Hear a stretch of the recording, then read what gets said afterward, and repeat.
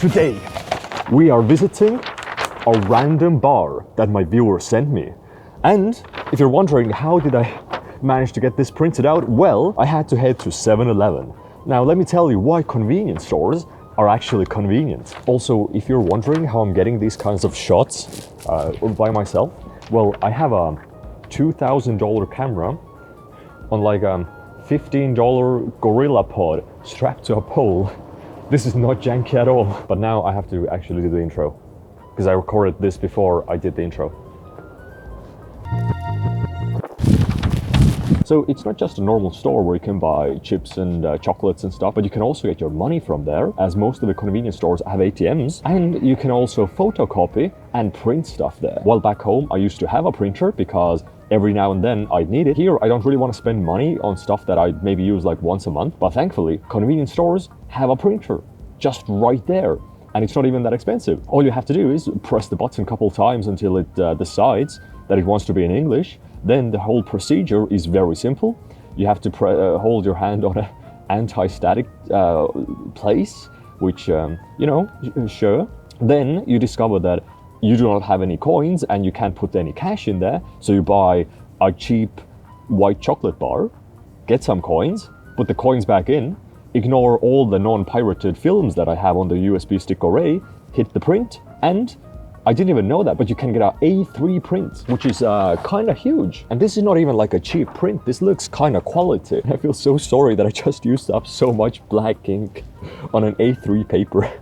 But it works. It's so simple to use. I've never in my entire life used a printer that is so simple and just works. So yeah, that's the story on how I ended up with a piece of paper. Now, you might be wondering why I'm so in-depthly talking about this while the video is so short. Well, that's because I did not think there would be much content of me going to a bar. Like, I am not a bar reviewer. I can't be like, oh, this is great, that is exquisite, oh, that is garbage. I lack that sort of a reviewing mentality or ability. I just go in there, be afraid to shoot because I don't want to inconvenience people, have like one beer and just go away. So I want to pad this out as much as possible before heading to the bar. What do I do with the paper now though? Welcome to the filler. You're getting a time lapse whether you want it or not. Oh, and so much B-roll as well.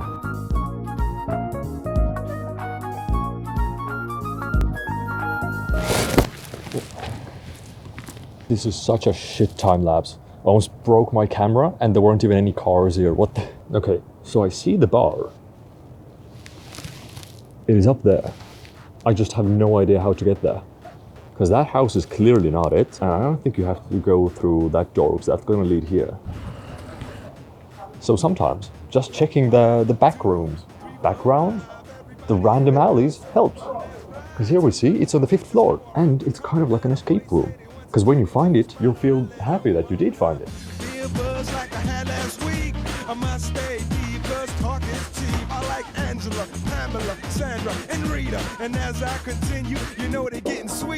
Apparently, this entire place was built by 3 people. It's a DIY project chosen because this was like a really pretty place. This is honestly really amazing. The views are crazy good. And I still can't believe how this was just made by hand, like just out of pure love. Ah, arigatou gozaimasu. And this is the amazing owner of the Dyke parking lot.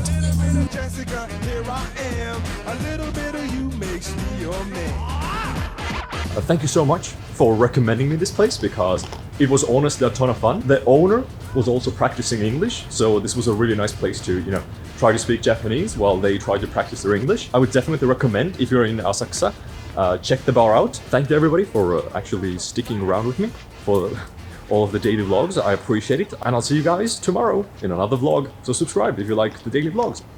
Oh my god, we're also having an earthquake.